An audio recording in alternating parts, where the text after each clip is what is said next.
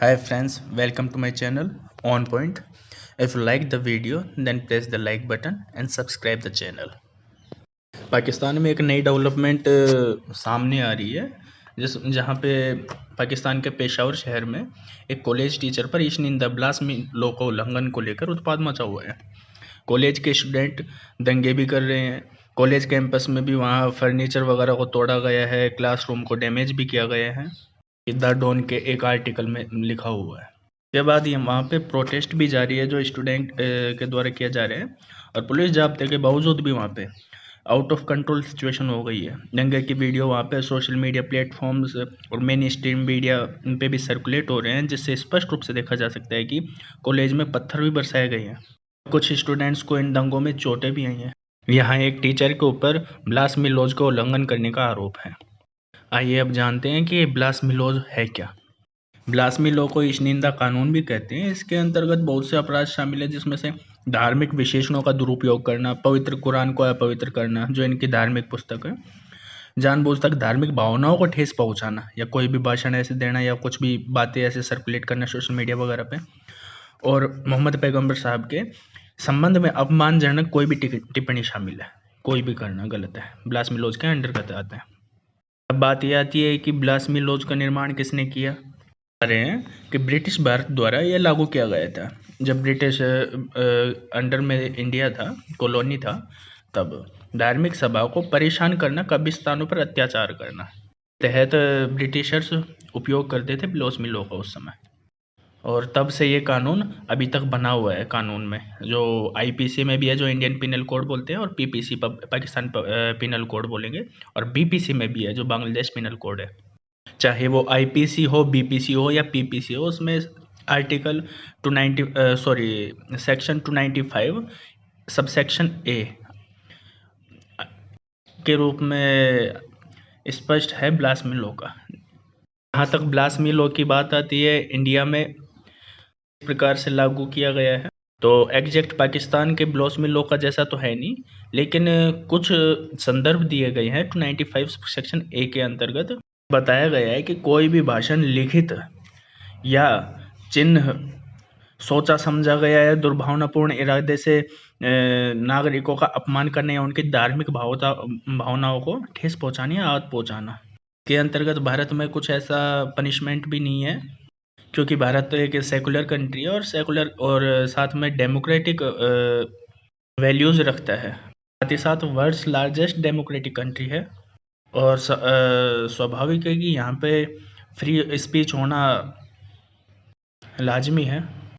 ये अधिकार हमें फंडामेंटल राइट्स के दौरान भी दिए गए हैं। इंडिया में फ्री स्पीच है तो वो उस पे एक रिस्ट्रिक्शंस भी लगते हैं, जिनमें से पब्लिक ऑर्डर को नुकसान ना हो, सिक्योरिटी ऑफ स्टेट को नुकसान ना हो, डिसेंसी एंड मोरलिटी में रहे वो, कंटेम्प्ट ऑफ कोर्ट भी ना हो, डिफेमेशन नहीं हो, किसी को डिफेम ना करे, और अपराधों को नहीं उकसाता हो, किसी भी कोई भी क्राइम है उसको ना उकसाता हो, और साथ ही साथ देश की संप्रभुता और एकता को अखंडता पे कुछ टिप्पणी ना करता हो गलत तरह से। और इंडिया में पाकिस्तान जैसी ब्लास्मी लॉज से रिलेटेड घटना होना और उस पर प्रोटेस्ट वगैरह होना, ये बात उतनी ही सत्य है जितनी कि पाकिस्तान को एक मित्र मुल्क समझना भारत द्वारा।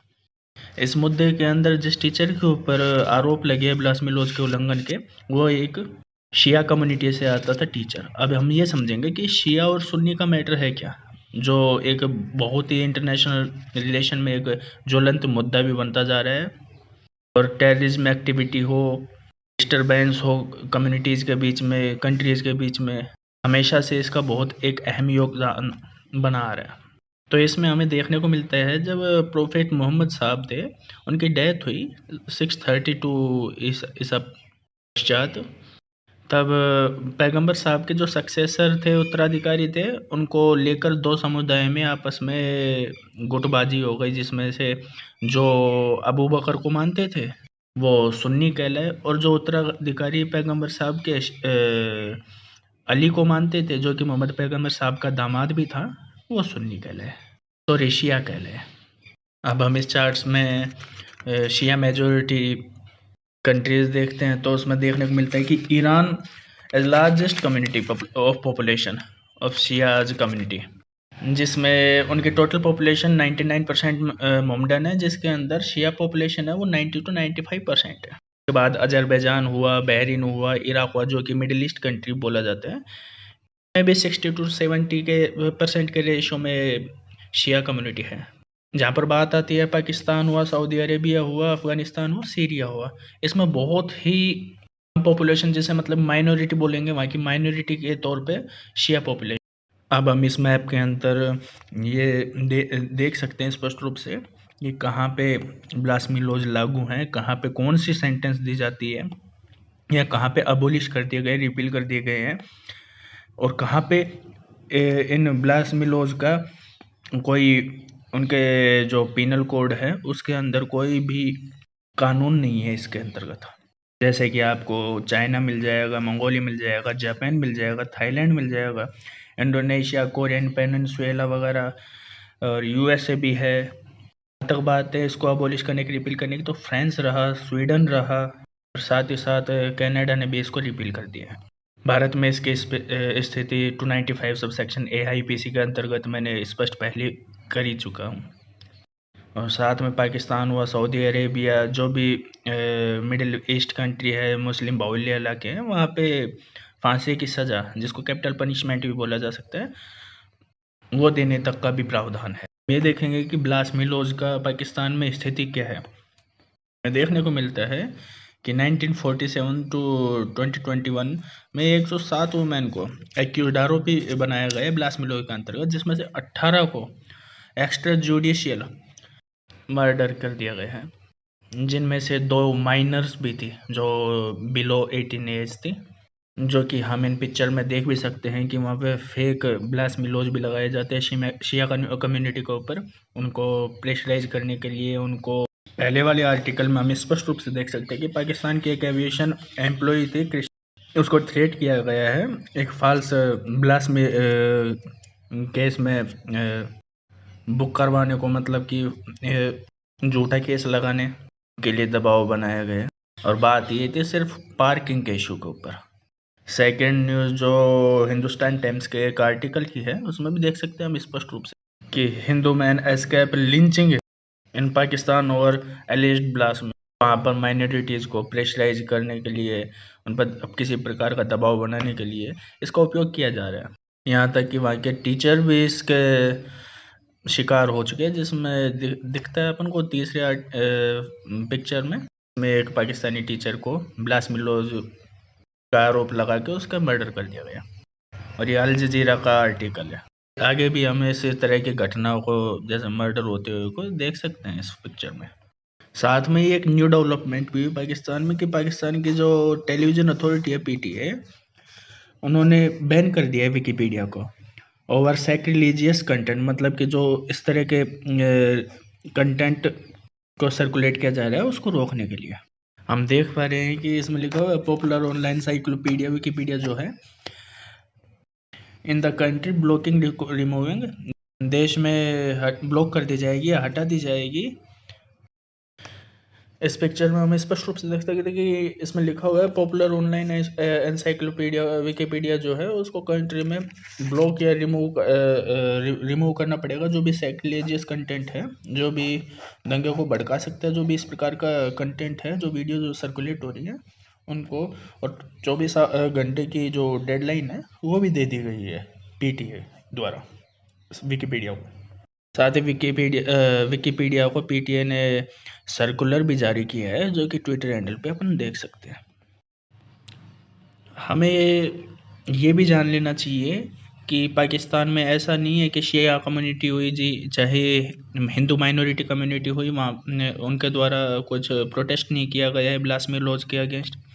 ज़रूर किया गया और किया जाता है, लेकिन सुन्नी बाहुल्य कंट्री, मेजोरिटी कंट्री होने के कारण वहाँ पे उनकी आवाज़ को दबा दिया जाता है। और इसको दबाने में सबसे अहम योगदान वहाँ के प्रशासन और वहाँ की जो सुन्नी मेजोरिटी कम्युनिटी है उनके द्वारा उसके अगेंस्ट प्रोटेस्ट हाई लेवल का करके उनको दबा दिया जाता है, उनको धमका दिया जाता है, प्रेशराइज जिस प्रकार से भी किया जाता है उनको प्रोटेस्ट से हटा दिया जाता है। जैसा कि हम पिक्चर में देख भी सकते हैं कि कई लोग ब्लास्फेमी लॉज के अगेंस्ट है तो कई उसके सपोर्ट में भी है, कई नहीं बहुत सारे सपोर्ट में है, थोड़े से जो माइनॉरिटी है वो उसके विरुद्ध खड़ी हुई है। लेकिन जो विरुद्ध खड़ी हुई है वो एक दबी सहमी सी आवाज़ है, प्रेशराइज्ड आवाज़ है, वो ज़्यादा कुछ कर नहीं पा रही है। सभी का मानना है कि पाकिस्तान एक डेमोक्रेटिक कंट्री है, वहाँ पे एक डेमोक्रेटिक वैल्यू है, तो फ्रीडम ऑफ स्पीच भी होनी चाहिए। और साथ ही साथ जो एक्स्ट्रा जुडिशियल मर्डर हैं, फॉल्स इम्प्लीकेशन है केसेस के, उन पे प्रतिबंध लगाना चाहिए, क्योंकि ऐसे फॉल्स केस में इम्प्लीकेट होने वाले माइनॉरिटीज़ है वो सफ़र ही करते रहते पूरे जीवन, दहशत डर इसी में ही जीते रहते हैं।